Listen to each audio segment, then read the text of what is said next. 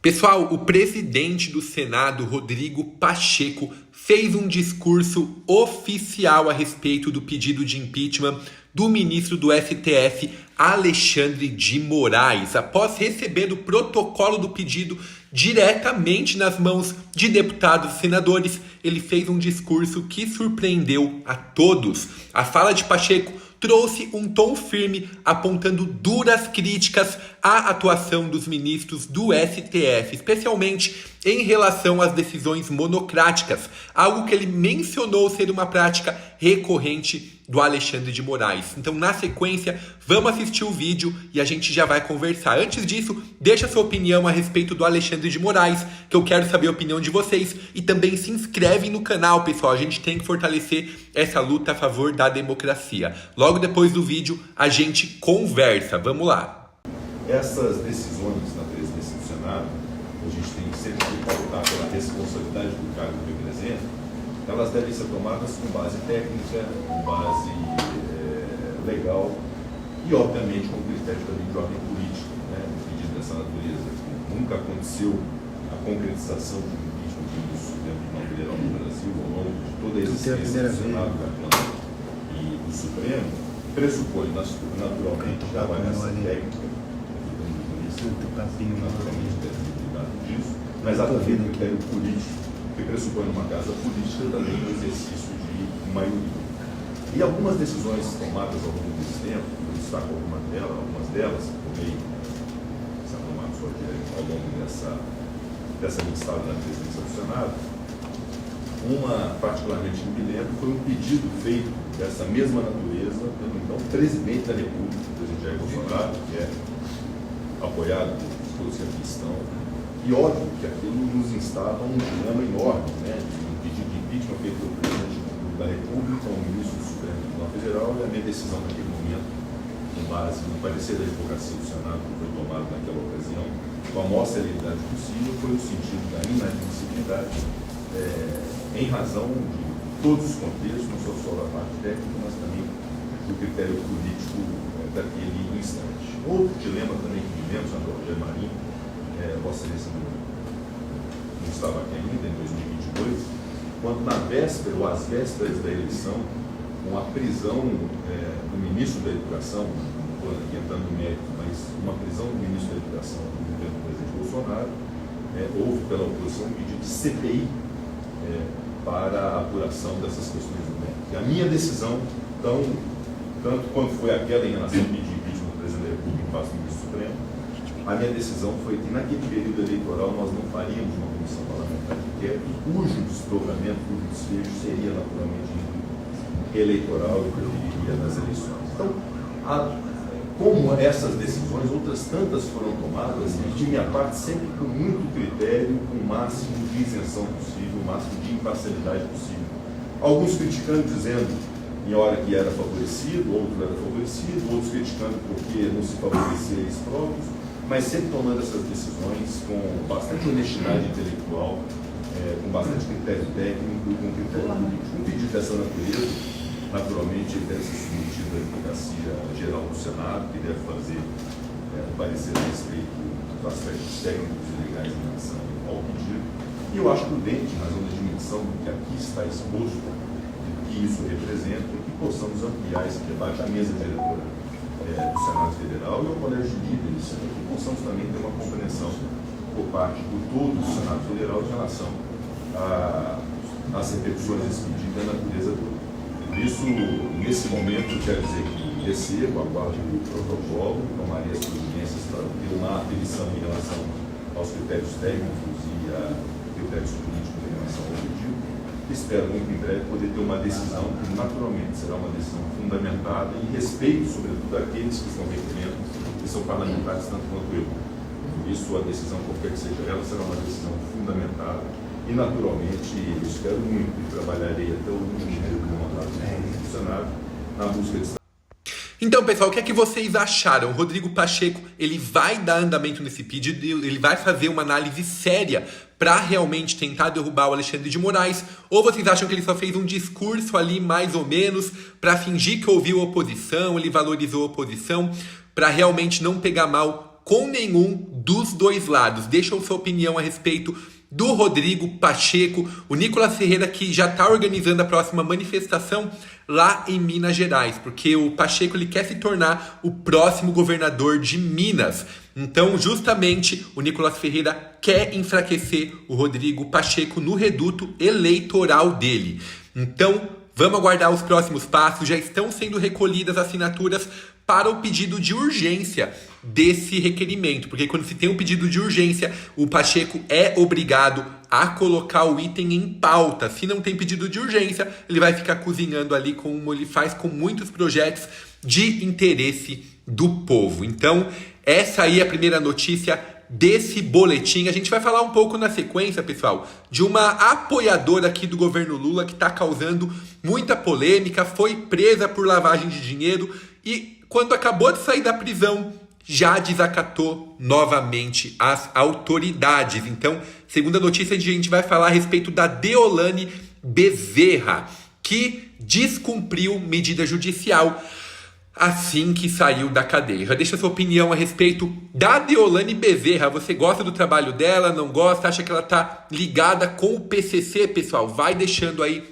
a sua opinião. Dá uma olhada só o que foi que ela fez. Mal deixou a cadeia nesta segunda-feira no Recife, Pernambuco, a advogada Deolane Bezerra desrespeitou as determinações da justiça para cumprir prisão domiciliar em seu endereço residencial. A influenciadora tem 3 mansões em São Paulo. Na decisão, o desembargador Eduardo Maranhão impôs regras para que a influenciadora pudesse sair da colônia penal feminina Bom Pastor, onde ela estava desde o último dia 4.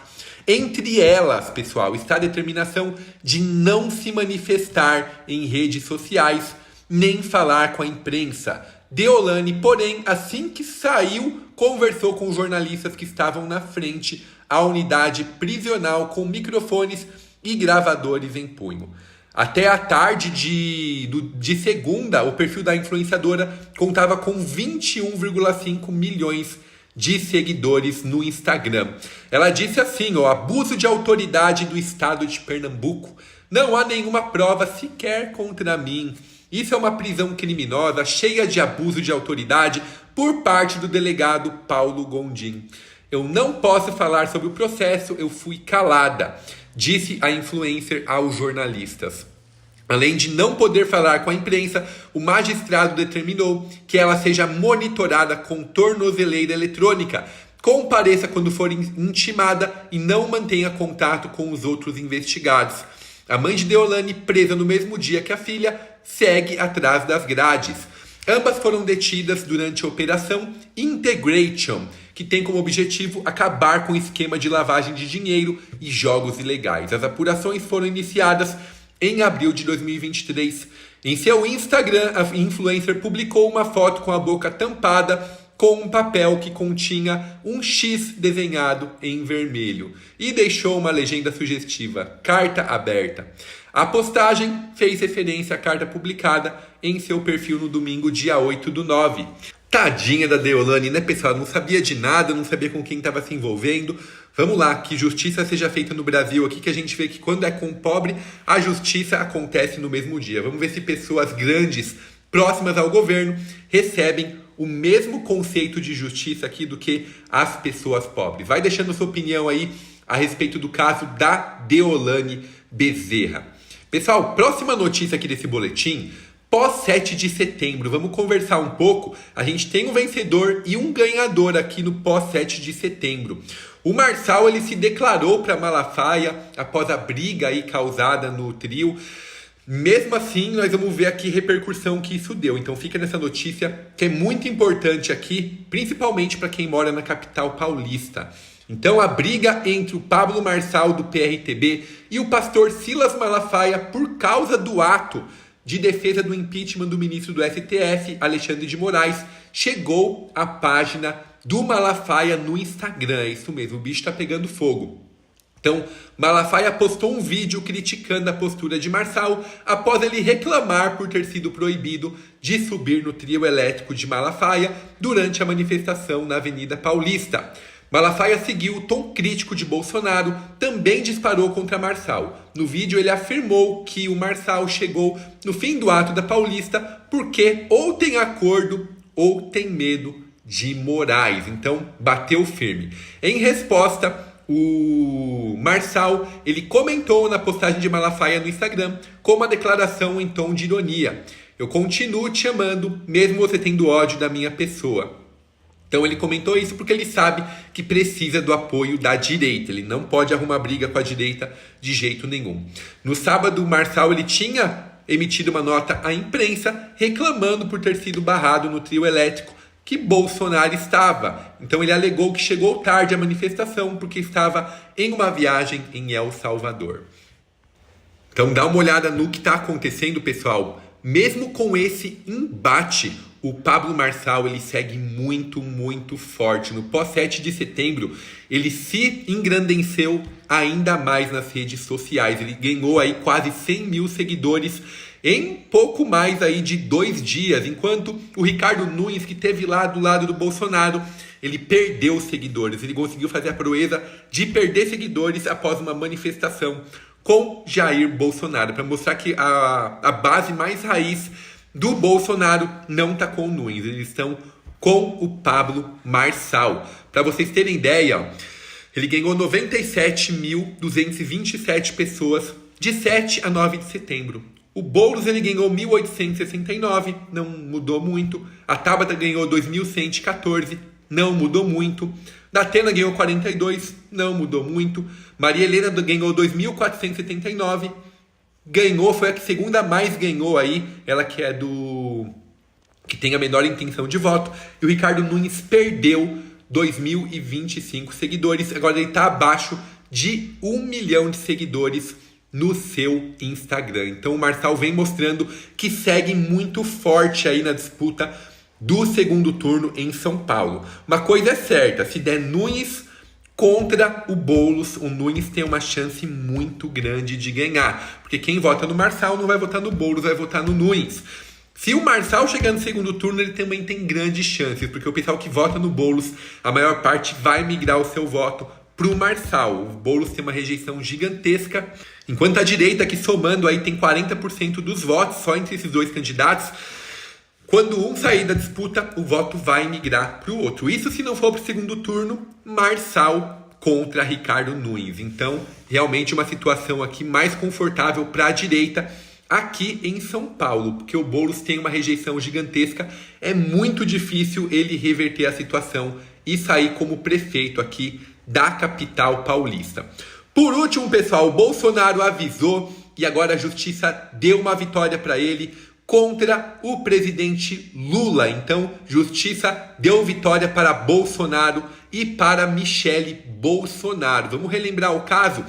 Então, a 17ª Vara do Distrito Federal, ele condenou o governo Lula a pagar R$15 mil em indenização por danos morais ao ex-presidente Jair Bolsonaro e à ex-primeira-dama Michele Bolsonaro, no caso envolvendo a localização dos móveis no Palácio da Alvorada.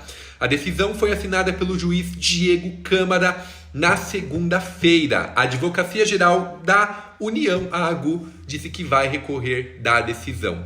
Então, no início de 2023, assim que o Lula assumiu, ele afirmou, sem apresentar nenhuma prova, que os ex-ocupantes do Alvorada haviam levado tudo. Palavras usadas pelo presidente.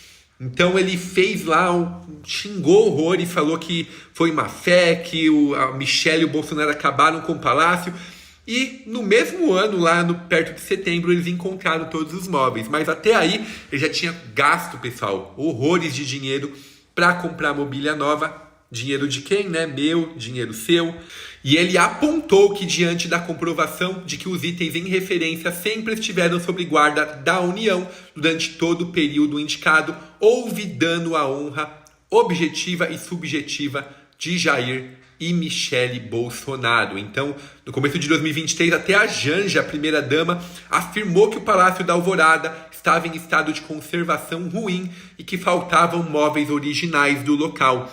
Lula reclamou de começar o seu governo vivendo em um hotel em Brasília por causa da má conservação no local. Segundo o presidente, móveis que ele conhecia de seus mandatos anteriores não estavam no palácio.